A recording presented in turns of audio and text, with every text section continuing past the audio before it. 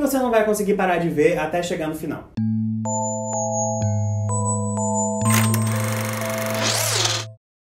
E aí, Rocamboliers, eu sou o Jean. Eu sou o Thiago, esse é o canal Rocambole, aqui a gente fala de série, a gente fala de filme. Você gosta de falar sobre isso também, então se inscreve no canal, dá um like no vídeo, ativa o sininho para receber notificação dos próximos também. Fica aí, gente. Mentiras acabou de estrear na Netflix, mas na real é uma minissérie que foi produzida pelo A3 Media e foi lançada lá na Espanha em 2020. Laura é uma professora de literatura recém-divorciada que decide ter um encontro com um respeitado cirurgião da cidade e pai de um de seus alunos. A gente vê ele se divertindo muito, dando boas gargalhadas, tudo indica que vai ser um encontro promissor. No dia seguinte, Laura se sente estranha e afirma ter sido drogada e violentada por Xavier. Mas o Xavier nega com todas as forças e a partir daí a incerteza de quem tá falando a verdade é a principal aposta da série. Mentiras é uma adaptação de Liar, Rede de Mentiras, uma série britânica de 2017 que tá disponível aqui no Brasil, lá no streaming Canais Globo, que não é o Globoplay.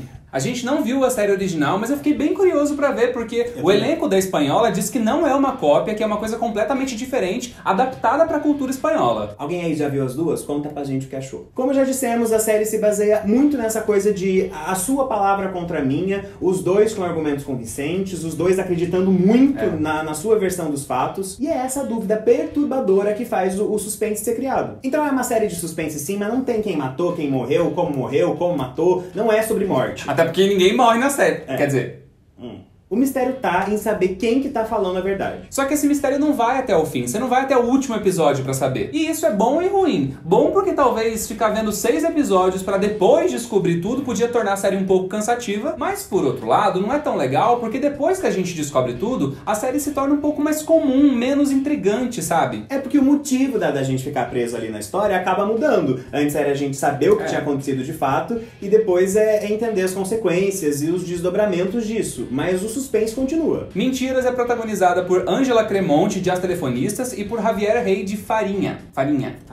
E o elenco tá super bem, né? Com atuações que dão mais força ainda pra esse tema denso que tá sendo trabalhado. E a Ângela, que é uma atriz que eu não conhecia muito o trabalho, eu curti demais. Já achei ela ainda não, mas eu achei ela super forte. E toda a angústia que ela coloca ali no trabalho dela chega pra gente também. Eu fiquei bem agoniado. Porque independente de qual é a verdade, os dois estão vivendo situações muito pesadas que afetam as suas vidas, as suas famílias, os seus trabalhos. Tem alguém mentindo, ok? Mas mesmo quem tá mentindo tá sofrendo muito porque sabe que vai se ferrar. E dá um ódio dessa pessoa que, nossa! Eu confesso que o título da minissérie não tinha chamado muito a atenção, porque ele é meio genérico, né? Mentiras. A identidade visual também não é lá essas coisas, então não foi uma coisa que me atraiu, assim, de cara. Mas foi uma boa surpresa, muito boa! Mesmo que não tenha inventado a roda, tem uma história bem consistente, tem um bom desenvolvimento, e você não vai conseguir parar de ver até chegar no final. Eu realmente adorei, nem vi passar o tempo, mesmo que em alguns momentos a minissérie tenha um ritmo mais lento, para que a gente possa absorver todas os traumas e os conflitos densos que estão acontecendo ali. E realmente, como é gostoso ver uma série com um elenco tão bom em cena, tão entregue, tão vivo ali. Galera, até esse momento a gente conseguiu comentar a série sem dar spoiler. Foi muito esforço pra isso. Mas a partir de agora acho que o papo vai ficar mais interessante se a gente falar abertamente. Então se você ainda não assistiu Mentiras, vai lá, depois volta aqui e vê o resto do vídeo. Agora a gente pode falar. Óbvio, ele tava mentindo. Gente, tem série que é muito difícil de comentar sem spoiler. Tem uma fala da Laura sobre o Xavier que me pegou bastante. Ele acredita que é um bom homem e é isso que me dá mais medo. Isso diz tanto, né? Porque nem sempre as pessoas que estão sendo babacas têm consciência de que elas estão sendo babacas. Eu sempre fico pensando sobre isso também, porque de uma forma ou de outra, eles estão ali seguindo a sua verdade, acreditando que estão certos. E às vezes essa falta de distanciamento da sua própria história faz com que as pessoas vivam uma verdade que não existe. O Xavier tem um desespero enorme em ver a sua verdade abalada, porque não é só sobre esse caso em si, é sobre a identidade dele, sobre a função social que ele exerce. Ele é o pai responsável, o filho amoroso, o médico que salva vidas. Ou seja, ele cumpre todos os requisitos que fazem ele ser enxergado pela sociedade como um homem de bem, um homem incrível. Quem duvidaria desse homem tão bom? Branco, hétero e cis, né? Como que seria perder toda essa proteção social que ele sempre teve? Quando a gente for comentar o final, a gente volta a falar um pouco sobre o impacto disso tudo na vida do Xavier. Antes, vamos passar por alguns pontos. Soubemos que ele está envolvido indiretamente na morte da esposa, soubemos que ela era depressiva, mas não tem como saber de onde isso vem. De qualquer forma, a decisão do suicídio veio 10 dias depois dela descobrir que o Xavier tava traindo ela com a própria amiga. Que também foi um abuso, né? E eu acho que a gente nunca pode responsabilizar totalmente uma outra pessoa pela decisão de suicídio de alguém. Mas aqui tem algumas coisas meio complexas. Não tem como olhar pra essa ação de forma isolada, não tem como responsabilizar só a traição. E na minha opinião, responsabilidade afetiva é importante, mas tem coisa que você não consegue acessar do outro. Não tem como você assumir tudo. Mas a questão é, vai saber o inferno que essa mulher passou na mão desse homem. Exatamente, porque a gente soube de uma coisa, vai saber tudo que essa mulher passou no decorrer desses anos. Porque a gente viu que ele pode ser completamente controlador e abusivo. Ela certamente não tinha voz nenhuma dentro dessa casa e ninguém percebia, porque o Xavier era um homem bom, era um homem trabalhador, o pai dedicado. E sobre a mãe e a amiga da esposa, as duas estavam com um discurso meio repetido, meio pronto,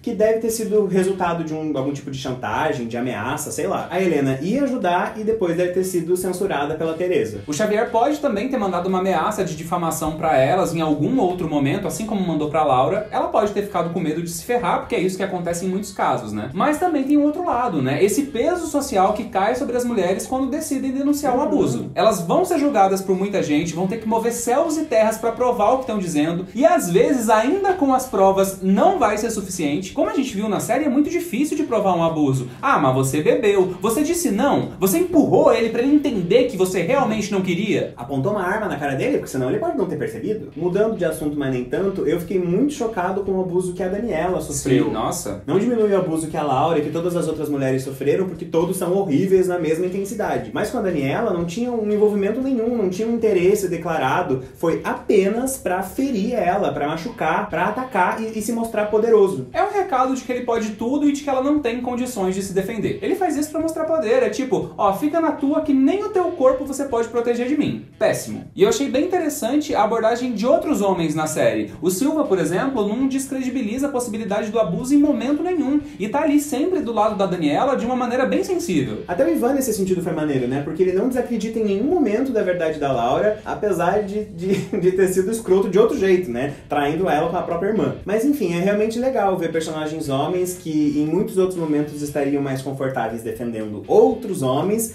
tendo um olhar de empatia pra situação. É a realidade da maioria? Eu, sinceramente, acho que não. Mas é como se a série mostrasse, ó, é possível. E por outro lado, tem o Mário Cuevas, né, que fez exatamente isso que você falou. Fez todo um movimento pra defender o Xavier como sinal de hombridade, de parceria masculina. Porque ele já se deu bem antes, invertendo as coisas, agora, então... Muito bizarro pensar que tudo isso que ela passou com o Xavier não foi a primeira vez, né? A série não se debruça muito nessa coisa do passado, a gente não sabe exatamente o que aconteceu, mas certamente ela foi ainda mais prejudicada por ter desmascarado esse cara. Por ter tentado desmascarar, na real, né? É, porque no final ela saiu como mentirosa. E é por isso que no caso do Xavier, ela age tão rápido, vai na polícia, faz o post no Facebook, no primeiro indício de que a justiça não vai ser feita. Ela já viveu uma história muito parecida e não teve amparo nenhum. Eu sinto que a Laura tem uma revolta muito grande dentro dela mesma, pelo mundo em que ela vive, e eu acho que a atriz trabalha muito bem essa revolta em alguns momentos. E falando sobre homens, eu amei muito a maneira como a série retratou a chegada de um cara numa mulher.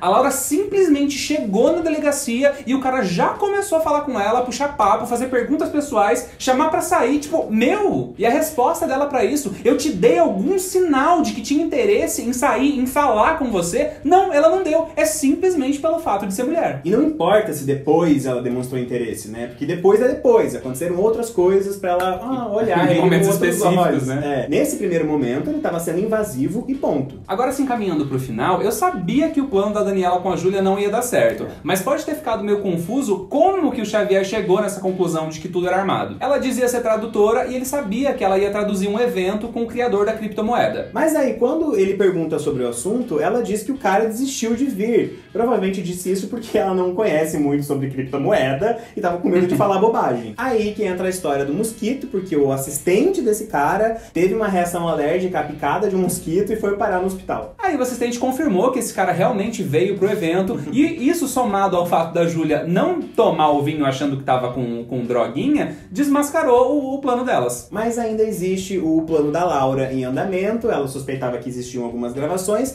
e ela consegue chegar nas gravações. E essa sequência dela na casa da mãe do Xavier é bem boa, né? Eu fiquei tenso. Mas daí depois eu queria matar ela. Meu anjo, você vai parar no meio da rua, na porta da casa do cara, da mãe do cara. Ai, que ódio. Eu realmente achei que ele ia chegar a qualquer momento, que ia pegar tudo e ia dar ruim. No fim das das contas, ele tinha gravação de 17 mulheres que foram abusadas depois de ser drogadas, e ele mantinha isso escondido como um tesouro que revisava quando tava na telha, quando tava com tesão provavelmente, né, porque ele é doente. Mas enfim, ele foi pego e como viu que não tinha mais jeito pra nada, se matou. E vocês repararam que os créditos de todos os episódios foram iguais? A câmera saindo do meio do mato, mostrando o mar e depois apontando pro precipício. Uma super dica do que ia acontecer. O Xavier não conseguiu lidar com a possibilidade das pessoas sabendo quem ele era de fato e se jogou lá. Seria a queda de tudo que as pessoas acreditavam sobre ele e que, em certa medida, ele também acreditava. A ponto de conseguir se defender com tanta sinceridade, chorando, dizendo não, não, não. Não, não, não. O que foi?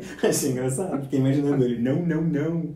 A identidade de homem de bem cai por terra e com ela a possibilidade de viver nesse mundo, porque ele não saberia viver com uma outra verdade que não fosse essa. A vergonha do filho, a vergonha da mãe, o repúdio de todos os seus colegas de trabalho, ele optou por não passar por isso. Ou seja, é ele mostrando o seu poder mais uma vez, é ele que decide o rumo das coisas, não como um ato de coragem, mas de covardia. E é isso, chegamos ao fim do vídeo, espero que vocês tenham gostado, se inscreve no canal se ainda não é inscrito, deixa seu like e fica aqui pertinho. E antes de sair daqui, deixa nos comentários o que você achou de Mentiras, quais que foram as suas interpretações aí. Até o próximo vídeo. Tchau!